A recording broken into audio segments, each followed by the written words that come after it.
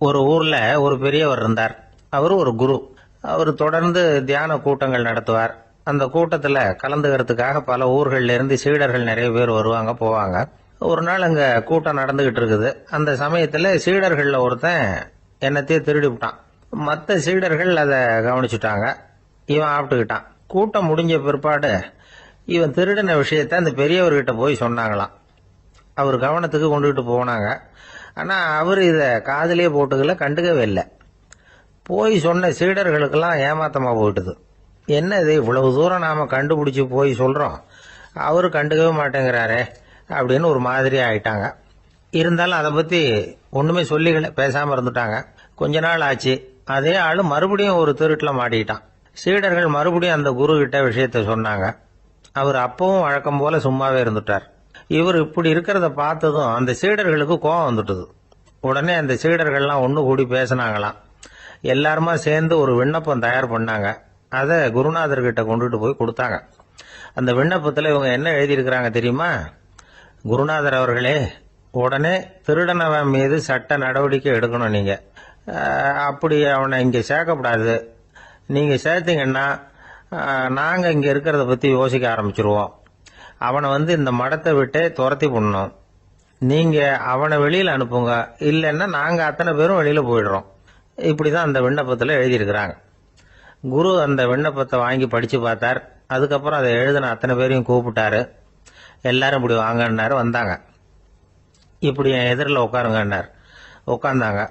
அப்புறம் சொன்னார், இதை பாருப்பா, நீங்க எல்லாரும் புத்திசாலிகள். உங்களுக்கு எது நல்லது எது கெட்டதுங்கிறது நல்லா தெரியும். நீங்க மேற்கொண்டு ஏதாவது படிக்கணும்னு நினைச்சா வேற எங்க வேணும்னாலும் போகலாம்.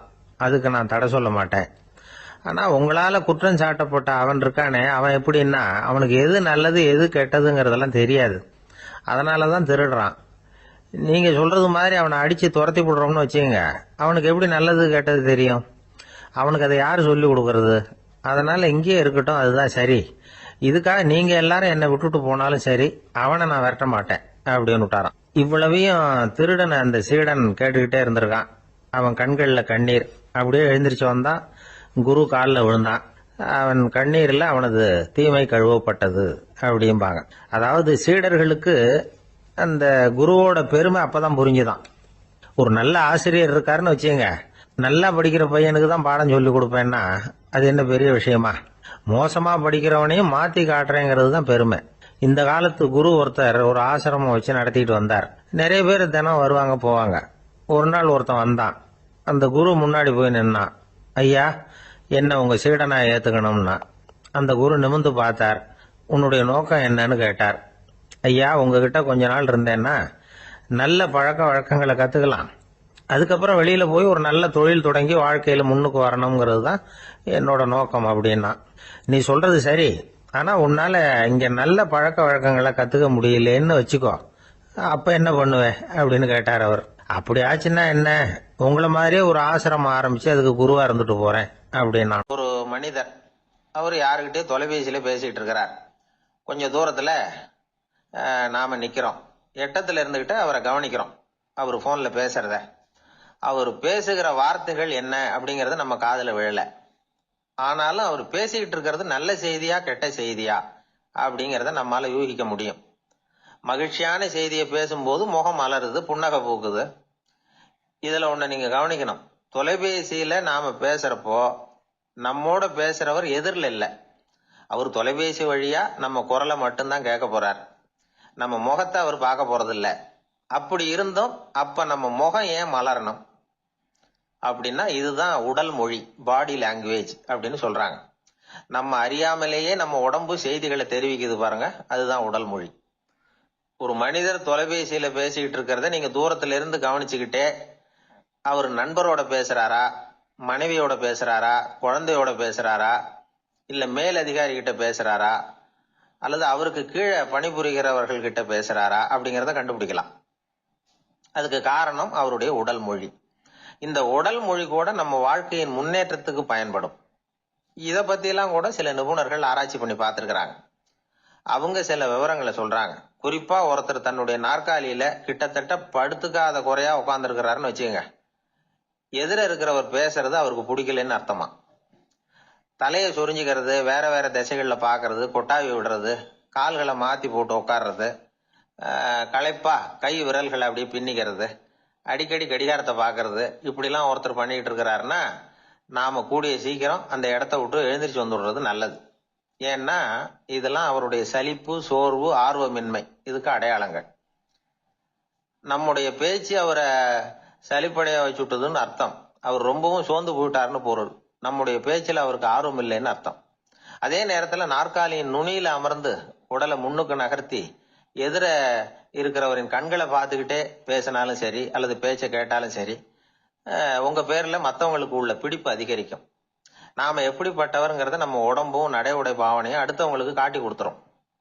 உங்க உடம்பு, உங்க பார்வை, நடை, உட்கார்ற விதம் இதை வச்சுக்கிட்டே நீங்க பொறுப்புள்ளவரா, முரடரா, அலட்சியமானவரா, மரியாதை தெரிஞ்சவரா, அடக்கமானவரா, நம்பிக்கைக்கு உரியவரா, நாணயம் இல்லாதவரா, பயந்தவரா, திறமசாலியா, அப்பாவியா அப்படிங்கறதெல்லாம் கண்டுபிடிச்சிடலாம்.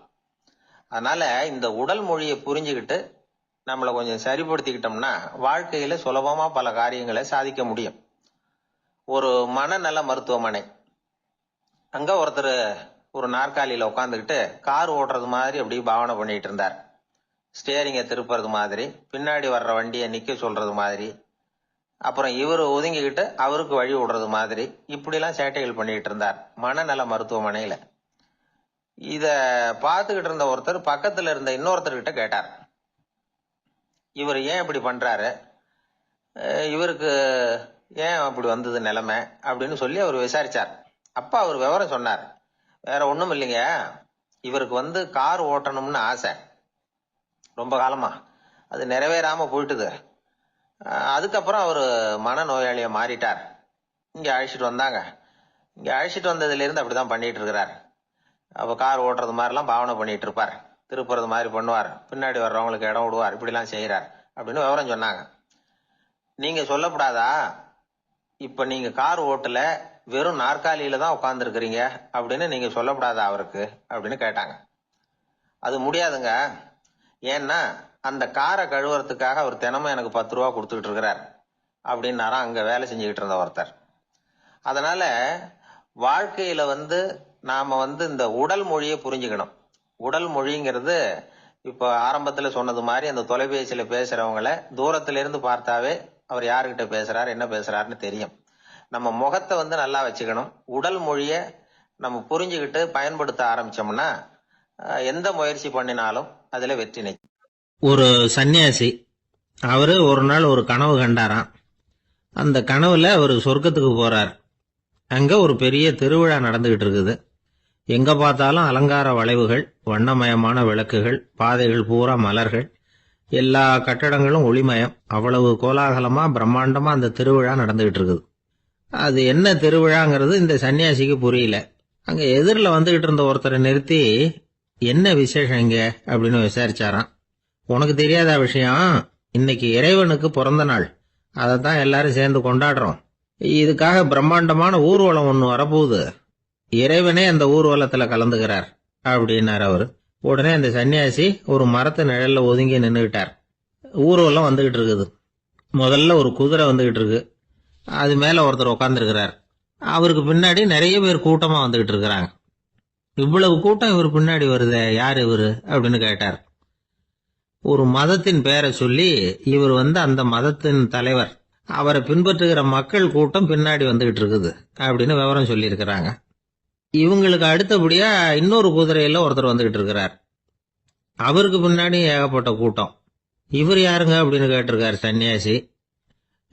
அங்க இருக்கிறவங்க விவரம் சொல்லி இருக்கிறாங்க. இன்னொரு மதத்தின் பெயரை சொல்லி இவர் அந்த மதத்தினுடைய தலைவர், அவர் வழியை பின்பற்றுகிறவர்கள் அவர் பின்னாடி கூட்டமா வந்துகிட்டு இருக்கிறாங்க அப்படின்னு இருக்காங்க. இப்படி ஒவ்வொருத்தரா குதிரை மேல வந்துகிட்டே இருக்கிறாங்க. அவங்கள பின்பற்றியும் ஒவ்வொரு கூட்டம் வந்துகிட்டே இருக்குது. அந்த பெரிய ஊர்வலம் அது பாட்டுக்கு போயிட்டு இருக்குது. கடைசியா அது முடிஞ்சது ரொம்ப நேரம் கழிச்சு. அதுக்கப்புறம் கொஞ்ச நேரம் கழிச்சு ஒரு வயசான ஆள் குதிரை மேல வந்துகிட்டு இருக்கிறார். ஆனா அவருக்கு பின்னாடி யாருமே இல்லை. அவர் பரிதாபமா தனியா வந்துகிட்டு இருக்கிறார். அவர் அந்த ஊர்வலத்தை சேர்ந்தவரா இல்லையாங்கிறதே தெரியல. இவர் யாரு, இவர் ஏன் இப்படி தனியா வந்துகிட்டு இருக்கிறார் அப்படின்னு கேட்டிருக்காரு அந்த சன்னியாசி. என்னது இப்படி கேக்குறீங்க, இவர் தான் கடவுள், இவருக்காக தான் இன்னைக்கு இந்த ஊர்வலமே நடக்குது, இவருக்கு தான் இன்னைக்கு பிறந்த நாள், முன்னாடி போற ஊர்வலம் பூரா இவருடைய பிறந்த நாளை கொண்டாடுறதுக்காகத்தான் அப்படின்னு இருக்காங்க. இதை கேட்டதும் அந்த சன்னியாசிக்கு திடுக்குன்னு தூக்கி போட்டிருக்கு. இது வரைக்கும் கனவு கண்டுகிட்டு இருந்தவர் முடிச்சுக்கிட்டார். அதுக்கப்புறம் தான் யோசிச்சு பார்த்திருக்கார். உண்மைதான், மக்கள் எல்லாரும் பக்தி மார்க்கத்துல போறதா நினைச்சுக்கிட்டு பாதம் மாறி போயிட்டு இருக்கிறாங்க. கடவுளை பின்பற்றுவதாக நினைக்கிறாங்க பக்தர்கள். ஆனா கடவுளுக்கு பின்னாடி யாருமே இல்லை. இன்னமும் இயல்பா இதை பத்தி யோசிச்சு பார்த்தா உண்மைக்கு பின்னாடி தான் நான் போய்கிட்டு இருக்கேன் அப்படின்னு நிறைய பேர் சொல்றாங்க. ஆனா அந்த உண்மை அனாதையா போய்கிட்டு இருக்குது. அப்படி ஆயிட்டுது உலகம். இந்த காலத்திலயும் ஒரு ஊர்வலம். ஒரு பெரிய மனுஷருக்கு பிறந்த நாள் விழா. அவரு குதிரை மேல ஏறி முன்னாடி போயிட்டு இருக்கிறார். அவருக்கு பின்னாடி ஒரு 100 பேர் தொண்டர்கள். அவங்க பாட்டுக்கு போறாங்க. எல்லாம் பணம் கொடுத்து ஏற்பாடு பண்ணவங்க. எல்லாம் பணம் வாங்கிட்டு பின்னாடி போயிட்டு இருக்கிறாங்க. கொஞ்ச தூரம் நடந்ததும் கால் வலிக்க ஆரம்பிச்சுட்டுது. ஒவ்வொருத்தரும் அப்படியே ஒதுங்க ஆரம்பிச்சுட்டாங்க. அதான் முன்னாடியே பணம் கிடைச்சிட்டுதே, இனிமே ஒதுங்கின என்னன்னு ஒதுங்கிட்டாங்க. ஒரு கட்டத்துல குதிரையில போறவர் தற்செயலா திரும்பி பாக்குறாரு. பின்னாடி யாருமே இல்லை. எல்லாரும் ஓடி போயிட்டாங்க. ஒரே ஒரு ஆள் மட்டும் ரொம்ப விசுவாசமா பின்னாடி நடந்து வந்துகிட்டு இருந்தான். ஏன்பா நீ மட்டும் வந்துகிட்டு இருக்கிறிய, நீ வீட்டுக்கு போகலையான்னு கேட்டிருக்காரு அவரு. நீங்க அந்த குதிரையையும் அதுக்குள்ள வாடகை பணத்தையும் கொடுத்துட்டீங்கன்னா நானும் போயிடுவேன் அப்படின்னு நானா இந்த ஆள். ஒருத்தர் ஓடி வந்தார். இன்னொருத்தரை பார்த்து, சார் உங்க சைக்கிளை ஒரு நாள் இரவல் கொடுங்களேன், பக்கத்து ஊருக்கு போயிட்டு வர வேண்டியிருக்கு அப்படின்னார். இவர் சைக்கிளை கொடுத்து பத்திரமா கொண்டுட்டு போங்கன்னார். சார் இதை பத்திரமா கொண்டு போறேன், கவலையே வேணாம், ஏன்னா இது உங்களோட சைக்கிள் அப்படின்னு நான் நினைக்கல, என்னோட சைக்கிளா நினைக்கிறேன் அப்படின்னார். அதுக்கப்புறம் தான் இவருக்கு உண்மையாவே பயம் வந்துட்டுது. ஏன்னா அவர் சொன்னது மாதிரி அதை தன்னோட சைக்கிளாவே நினைச்சு தள்ளிட்டு போட்டா என்ன பண்றது? எது எதை நம்முடையதா நினைக்கணுங்கிறதுக்கு ஒரு வரையறை இருக்கு. சில பேர் ஆபீஸையே வீடா நினைச்சு விடுறது உண்டு. அப்படிப்பட்டவங்க கூட வீட்டை ஆபீஸா நினைக்கிறது இல்லை. ஏன்னா வீட்டில் இவர் ஆபீஸரா நடந்துக்க முடியறதில்லை. இதெல்லாம் ஒரு பக்கம் இருக்கட்டும்.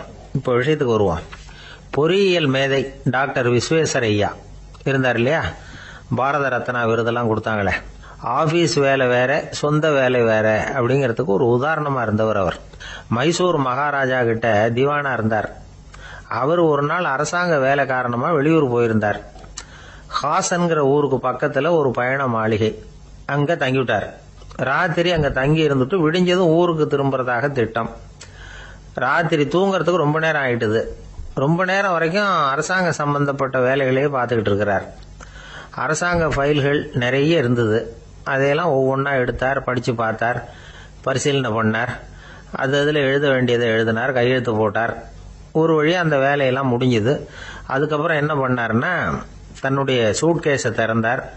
அதிலிருந்து 2 மெழுகுவத்தியை எடுத்து கொளுத்தி வச்சார். அந்த பயண மாளிகையில் அது வரைக்கும் எரிஞ்சுக்கிட்டு இருந்த மின்சார விளக்குகளை அணைச்சுட்டார். அதுக்கு பிறகு அந்த மெழுகுவத்தி வெளிச்சத்தில் சில புத்தகங்களை தொடர்ந்து படிக்க ஆரம்பிச்சிட்டார். அந்த பயண மாளிகையில பணியாளராக இருந்தவர் இதை பார்த்துட்டு ஓடி வந்தார். மறுபடியும் மின் விளக்கு போடுறதுக்காக போனார். விஸ்வேஸ்வரய்யா அதை பார்த்துட்டு போட வேணாம்ட்டாராம். இதுவரைக்கும் நான் அரசாங்க அலுவல்களை கவனிச்சுக்கிட்டு இருந்தேன், அதனால மின் விளக்குகள் அப்ப எரிஞ்சதுல தப்பு இல்லை. இப்ப நான் புத்தகம் படிச்சுக்கிட்டு இருக்கேன், இது என்னுடைய சொந்த வேலை. இங்க இருக்கிற மின் விளக்கு அதுக்காக ஏன் எரியணும் அப்படின்னு கேட்டாராம்.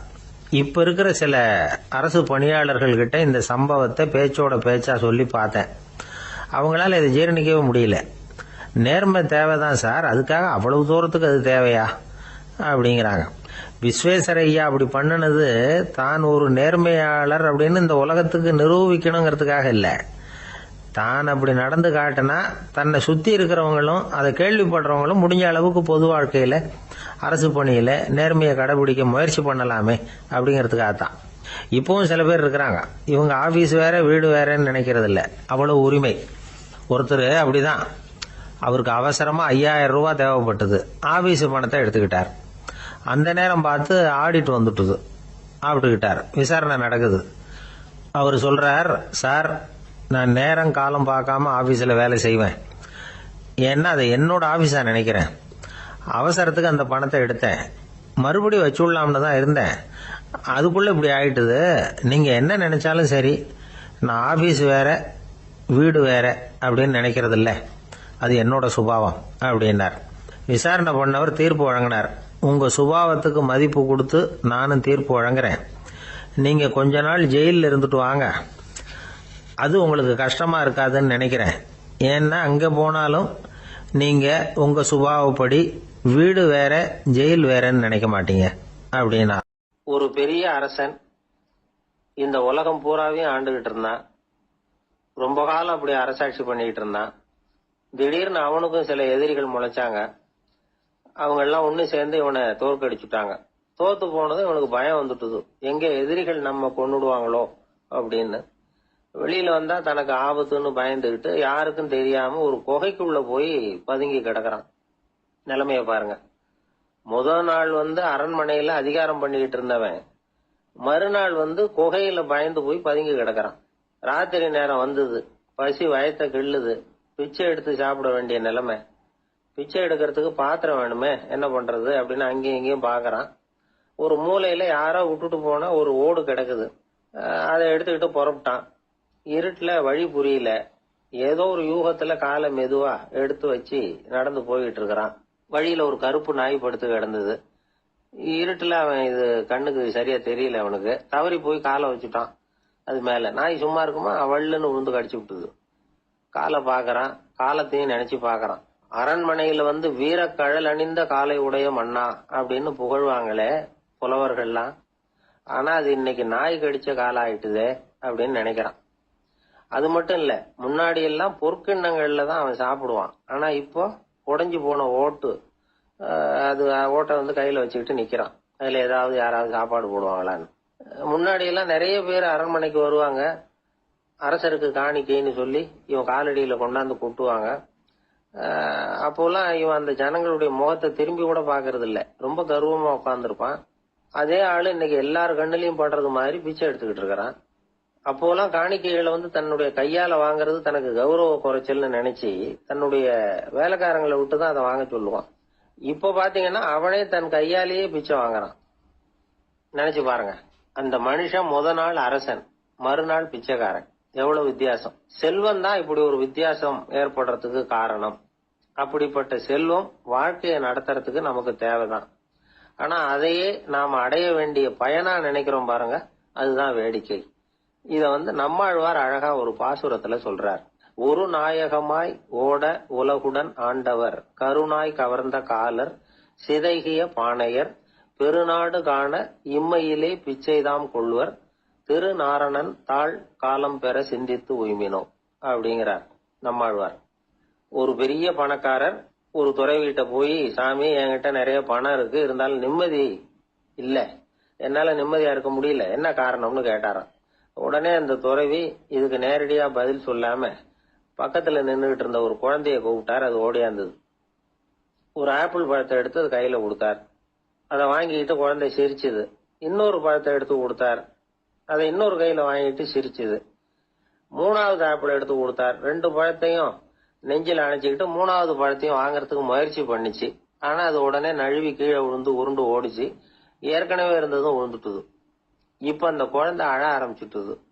இப்ப அந்த துறவி பணக்காரர்கிட்ட சொன்னாராம், குழந்தைய கவனிச்சியா, 2 ஆப்பிள் போதும்னு அது நினைச்சிருந்தா இப்போ அது அழ வேண்டிய அவசியம் வந்திருக்குமா அப்படின்னாராம். எதுவுமே அளவுக்கு மிஞ்சினா துன்பம் தான். இந்த காலத்துல இதெல்லாம் யாரு காதுல வாங்குறாங்க? ஒருத்தனை நல்ல வழிக்கு கொண்டு வரணும்னு நினைச்சு அவனை கூப்பிட்டு உட்கார வச்சு இந்த கதையை சொல்லிட்டு இருந்தாங்க. சொல்லிவிட்டு அந்த குழந்தை செஞ்சது தப்பு தானே அப்படின்னு கேட்டிருக்கிறாங்க. ஆமா தப்புதான், நானா இருந்தா அப்படி செஞ்சிருக்க மாட்டேன் நானா இவன். 2 பழமே போதும்னு சொல்லிருப்பியா அப்படின்னு கேட்டிருக்காங்க. அப்படி இல்லைங்க, அவர் கொடுக்க கொடுக்க ஒவ்வொரு பழமா வாங்கி பின்னாடி வச்சுட்டு மறுபடியும் கையை நீட்டுவேன் அப்படிங்கிறானா. இவெல்லாம் எந்த காலத்துல திருந்துறது? அவருடைய சீடர்கள் கொஞ்சம் பேர் ஒரு பாதை வழியா நடந்து போயிட்டு இருக்கிறாங்க. வழியில ஒரு ஆறு, அதை கடக்க வேண்டியிருந்தது. ரொம்ப ஆழம் கிடையாது. அதனால எல்லாரும் இறங்கி நடக்க ஆரம்பிச்சாங்க. அப்போ அந்த குரு சொன்னாராம், ஞானம் பெற்றவன் ஆற்றை கடக்கும் போது அவனுடைய கால்கள் ஒருபோதும் நனையாது அப்படின்னாராம். இத கேட்டது சீடர்களுக்கு ஒன்றும் புரியல. அவங்க எல்லாரும் குழம்பி போயிட்டாங்க. ஞானம் பெற்றவர்கள் காலு தண்ணீர்ல நனையாதுன்னு சொல்றாரே நம்ம குரு, ஆனா இவரு கால் இப்ப தண்ணீர்ல நனையுதே அப்படின்னா இவருக்கு இன்னும் ஞானம் கிடைக்கலன்னு அர்த்தமா? இப்படி எல்லாம் யோசிக்க ஆரம்பிச்சுட்டாங்க. ஒரு சீடன் மெதுவா கேட்டுட்டான், சுவாமி, ஞானியின் பாதங்கள் ஒருபோதும் நனையாது அப்படின்னு சொல்றீங்க, ஆனா உங்களுடைய பாதங்கள் நனைஞ்சிருக்குதே அப்படின்னா. முட்டாளே, நனைஞ்சிருக்கிற பாதங்கள் என்னுடையது இல்லைன்னார் குரு. அவரு சொல்றது சரிதான், அதுல ஒன்னும் குழப்பம் இல்லை. அந்த தண்ணீர் அவரை தொடல, தொட முடியாது. குரு என்ன சொல்றாரு தெரியுமா? எதுவும் என்ன தொட முடியாது, ஏன்னா நான் இல்லை அப்படிங்கிறாரு. நானே இல்லைங்கிறப்போ எதுவும் என்ன தொட முடியாது. இந்த கால் என்னுடையதுங்கிற நினைப்பு இருந்தா தானே தண்ணீர் அதை தொடர்றது எனக்கு தெரியும். நீங்க ஒரு குருவோட தொடர்பு கொள்ளுகிற போது ஒன்னு ஞாபகத்துல வச்சுக்கணும். அவர் யாராகவும் இல்லாத ஒருத்தர், அதாவது நோபடி. நீங்க தொடர்பு கொள்றது ஒரு ஸ்தூல பொருளோட அல்ல, ஒரு தோற்றத்தோட மட்டுமே. இதெல்லாம் பெரியவங்க பேசுற பேச்சு. அந்த அளவுக்கு நான்கிற உணர்வே இல்லாம இந்த உலகத்துல நம்மால வாழ முடியுமா? அது நடைமுறை சாத்தியமா? பற்றில்லாமல் வாழணும்னு பல பேர் அறிவுரை சொல்றாங்க. நம்ம லெவல்ல நாம குறைஞ்சபட்சம் பேராசை இல்லாம வாழ கத்துக்கிட்டா போதும். ஒருத்தன் நிலத்தை உழுதுகிட்டோம்னா ஏறுகால ஏதோ தட்டுப்பட்ட மாதிரி தெரிஞ்சது. என்னன்னு பார்த்தான், அழகான சிலை ஒண்ணு கிடைச்சது. நல்ல விலைக்கு இதை விற்க முடியும். அதை அப்படியே மறைச்சு வச்சிருந்து பொழுது சாய்ஞ்ச உடனே யாருக்கும் தெரியாம வீட்டுக்கு கொண்டுட்டு வந்துட்டான். வீட்டுல இருந்த மனைவி மக்கள்லாம் ஆளாளுக்கு ஒரு கற்பனை செய்ய ஆரம்பிச்சுட்டாங்க. இந்த சிலையை வித்து கிடைக்கிற பணத்துல பெருசா வீடு ஒண்ணு கட்டணும் அப்படிங்கிற நினைப்பு மனைவிக்கு. கழுத்து நிறைய நகை பண்ணி போட்டுக்கணுங்கிற கற்பனை மகளுக்கு. ஒரு நல்ல கார் வாங்கி அதுல உட்காந்து ஊர் சுத்தணுங்கிற ஆசை மகனுக்கு. இப்படி வீட்டுல இருந்த ஒவ்வொருத்தரும் ஒவ்வொரு விதமான கற்பனை சந்தோஷத்துல மிதந்துகிட்டு இருக்கிறாங்க. ஆனா அந்த புதையலை எடுத்துக்கிட்டு வந்தானே, அவன் மட்டும் ரொம்ப சோகமா ஒரு மூலையில உட்காந்துருக்கிறான். என்னாச்சு உங்களுக்கு, ஏன் இப்படி என்னத்தையோ பறி கொடுத்த மாதிரி உட்காந்துருக்குறீங்க அப்படின்னு கேட்டாங்க வீட்டுக்காரம்மா. இதுக்கு அவன் மெதுவா தலையை தூக்கி பதில் சொல்றான். அந்த நாள்ல காணாம போனது 18 சிலைகள் அப்படின்னு என்னுடைய பாட்டனார் சொல்லுவார். இன்னும் 17 சிலைகள் எங்க புதைஞ்சு கிடக்குதோ தெரியலையே அப்படின்னு பெருமூச்சு விட்டான். ஒரு ஆள் இருந்தார். அவரு தன்னை ஒரு குருன்னு சொல்லிக்கிட்டார். மௌன குரு, வாயே திறக்கிறது இல்ல. அவருக்கு 2 சீடர்கள் உண்டு. இவங்க தான் வர்றவங்க கிட்ட பேசுவாங்க, விளக்கம் கொடுப்பாங்க. ஒரு நாள் இந்த சீடர்கள் 2 பேரும் எங்கேயோ வெளியில போயிட்டாங்க. அந்த நேரம் பார்த்து ஒருத்தர் அங்க வந்தார். குரு கிட்ட போனார். குருவே, புத்தர்னா என்னன்னு கேட்டார். குருவுக்கு ஒன்னும் புரியல. அவர் உண்மையான குருவா இருந்தாவில புரியும். அவர் திருன்னு முழிக்க ஆரம்பிச்சுட்டார். இந்த நேரம் பார்த்து இந்த சீடர்கள் எங்கேயோ போயிட்டாங்களே, என்ன பண்றது, உதவிக்கு யாராவது கிடைக்க மாட்டாங்களா அப்படின்னு அப்படியே சுத்தி பாக்குறார். அங்க பாக்குறார். வந்தவர் இதை கவனிச்சார். ஏதோ புரிஞ்சுக்கிட்ட ஒரு மாதிரி அடுத்த கேள்வி கேட்டார். தர்மம்னா என்ன சுவாமின்னார். குருவுக்கு ரொம்ப சங்கடமா போச்சு. நம்ம நிலைமை இப்படி ஆயிட்டுதே, இக்கட்ல மாட்டிக்கிட்டோமே அப்படின்னு நினைச்சபடியே விட்டத்தை பார்த்தார். அப்புறம் குனிஞ்சு தரைய பார்த்தார். அப்படியே உட்காந்துக்கிட்டார். வந்தவர் உடனே அடுத்த கேள்விக்கு போயிட்டார். தியானம்னா என்ன சுவாமின்னார். பாவம் என்ன பண்ணுவார் அந்த குரு, பேசாம கண்ணை கெட்டியா மூடிக்கிட்டார். இது ஏதுடா வம்பா போச்சுன்னு. இவர் இப்படி பண்ணா கூட வந்தவர் சளைக்கல. இன்னொரு கேள்வியும் கேட்டார். ஆசீர்வாதம்னா என்ன அப்படின்னார். இவர் பார்த்தார். இப்படியே போனா இவர் கேள்வி கேட்கறத நிறுத்த மாட்டார் அப்படின்னு நினைச்சுக்கிட்டு எனக்கு ஒண்ணுமே தெரியாதுங்கிற பாவனையில 2 கையையும் விரிச்சு காட்டினார். வந்தவர் முகத்துல மகிழ்ச்சி, மன நிறைவு. ஏதோ எல்லாம் புரிஞ்சுக்கிட்ட ஒரு மாதிரி அங்கிருந்து புறப்பட்டு போனார். வழியில அந்த குருவோட சீடர்கள் 2 பேரையும் சந்திச்சார். உங்க குருவை தான் பாத்துட்டு வரேன்னாரு இவரு. என்ன நடந்ததுன்னு கேட்டாங்க. இவரு வரமா சொல்றார். உங்க குரு எவ்வளவு பெரிய ஞானி தெரியுமா? புத்தர்னா என்னன்னு கேட்டேன். அதுக்கு அவர் அப்படியும் இப்படியும் பார்த்தார். அதுக்கு என்ன அர்த்தம் தெரியுமா? மக்கள் புத்தரை அங்கேயும் இங்கேயும் தேடுறாங்க. உண்மையில அவர் அங்கேயும் இங்கேயும் தேடி கண்டுபிடிக்க முடியாது அப்படிங்கறத அவர் செய்கை மூலம் உணர்த்தினார். அதுக்கப்புறம் தர்மம்னா என்னன்னு கேட்டேன். அவர் மேலையும் கீழையும் பார்த்து தர்மம் சமமானது, அதுல உயர்வு தாழ்வு இல்லைங்கிறத உணர்த்தினார். அதுக்கப்புறம் தியானம்னா என்னன்னு கேட்டேன். கண்ணை மூடிக்கிட்டார். கண்ணை மூடி காணுகிற அற்புதம் அது அப்படிங்கறத புரிஞ்சுக்கிட்டேன். கடைசியா ஆசீர்வதிக்கப்படுறது பத்தி கேட்டேன். கைகளை நீட்டி உதவுறது தான் அது அப்படிங்கறத தன்னுடைய இருகை விரிச்சு உணர்த்தினார்.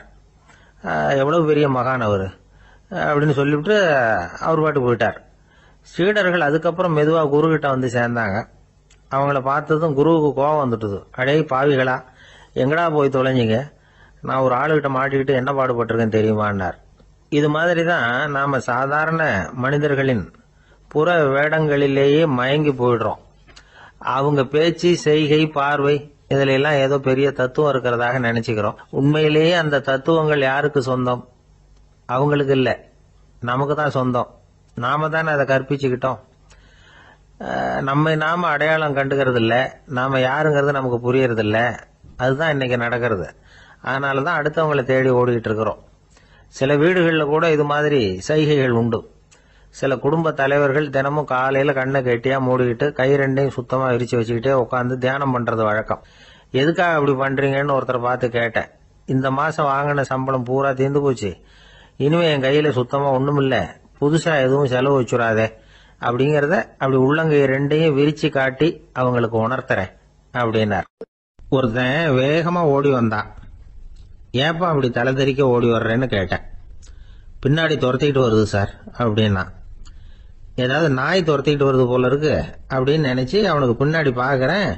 கண்ணு கேட்டின தூரம் வரைக்கும் எதுவுமே தெரியல. ஏன்பா எதுவும் உன்னை துரத்துறது மாதிரி தெரியலையே என்ன, நல்லா பாருங்க சார் அப்படின்னா. பார்த்துட்டு தான் சொல்றேன் என்ன. இதோ பாருங்க சார், இதுதான் என்ன துரத்துது அப்படின்னு அவன் காட்டுறான். அவன் சுட்டி காட்டின இடத்துல பார்த்தா அங்க அவனுடைய நிழல் தான் தெரியுது. என்னப்பா சொல்ற அப்படின்னு சொல்லி அவனை சந்தேகமா பார்த்தேன். அதுக்கப்புறம் தான் விவரமா பேசினான். சார், எனக்கு என் நிழலை கண்டா பிடிக்கிறது இல்ல, எப்ப பார்த்தாலும் இது என்னையே பின்தொடர்ந்து வந்துகிட்டு இருக்குது. இதை என்னால சகிக்கவே முடியல. இதை என்கிட்ட இருந்து பிரிக்கிறதுக்கு எவ்வளவோ முயற்சிகள்லாம் பண்ணி பார்த்துட்டேன், முடியலன்னா. அப்படி என்னென்ன முயற்சிகள் பண்ணினேன் அப்படின்னு கேட்டேன். அவன் என்னென்ன செஞ்சாங்கிறத விவரமா சொன்னான். அவன் என்ன பண்ணிருக்கிறான், ஒரு பெரிய குழியை தோண்டி அதுல தன்னுடைய நிழலை புதைச்சிருவோம் அப்படின்னு முடிவு பண்ணிட்டு மண்வெட்டி எடுத்துக்கிட்டு தோட்டத்து பக்கம் போயிருக்கான். ஆழமா ஒரு குழியை தோண்டி இருக்கான். குனிஞ்சு பாக்குறான். அந்த குழிக்குள்ள தன்னுடைய நிழல் தெரியுது. ஆஹா, இதுதான் சமயம், நிழல் இப்ப குழிக்குள்ள இருக்கு, மண்ணை போட்டு மூடி போடலாம் அப்படின்னு நினைச்சுக்கிட்டு கொஞ்சம் மண்ணை அள்ளி போட்டான். பார்த்தா இப்ப அந்த நிழல் அந்த மண்ணுக்கு மேல வந்து நிக்குது. இது ஏதுடா வம்பா போச்சு அப்படின்னு அவசரமா மண்ணை வாரி போட்டு மூடி பாக்குறான். குழி பூராவும் மூடி விட்டு பாக்குறான். மறுபடியும் நிழல் மேல வந்து உட்காந்துக்கிட்டு இருக்குது. சரி, இத குழியில புதைக்க முடியாது அப்படின்னு முடிவு பண்ணிட்டு இதை இங்கேயே இப்படியே விட்டுட்டு ஒரே ஓட்டமா ஓடி போடுவோம் அப்படின்னு நினைச்சு எடுத்தான் ஓட்டம். அது காலை நேரம். இவன் மேற்க நோக்கி ஓடிட்டு இருக்கிறான். ஓடி ஓடி பாக்குறான், நிழல் இவனை விட வேகமா இவனுக்கு முன்னாடி ஓடிட்டு இருக்கு. சரி, திரும்பி ஓடி பார்ப்போம் அப்படின்னு நினைச்சுக்கிட்டு அப்படியே சடார்னு திரும்பி ஓட ஆரம்பிச்சான். பார்த்தான், அப்பாடா நிழலை காணல. கொஞ்ச தூரம் ஓடி ஒரு இடத்துல நின்னு அப்படியே சாவகாசமா திரும்பி பாக்குறான். பின்னாடி நின்றுட்டு இருக்குது நிழல். இப்படி ஓடி வந்துதான் இங்க நம்ம முன்னாடி நின்று தன்னுடைய அவஸ்தையை சொல்லிட்டு இருக்கிறான். இந்த நிழலை துரத்துறது அல்லது வெட்டி விடுறது, இதுக்கு ஏதாவது வழி இருக்கா சொல்லுங்க சார் அப்படிங்கிறான். நமக்கு ஒன்றும் புரியல. அந்த நேரம் பார்த்து ஒரு பெரியவர் வந்தார். அவர்கிட்ட யோசனை கேட்டோம், என்ன செய்யலாம்னு.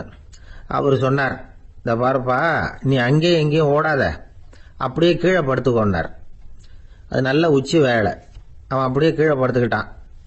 இப்ப அப்படி இப்படின்னு திரும்பி பார்க்கறான், நிழலை காணல. அவன் இப்பதான் நிம்மதியா இருந்தான்.